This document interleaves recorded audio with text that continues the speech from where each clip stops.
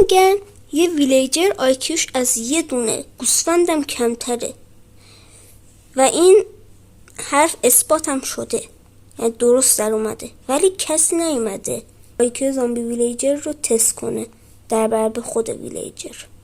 پس بریم تستش کنیم.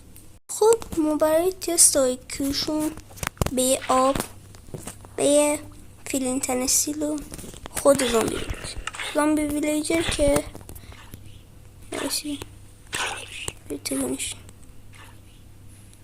میره سمت آب. خب میره سمت آب.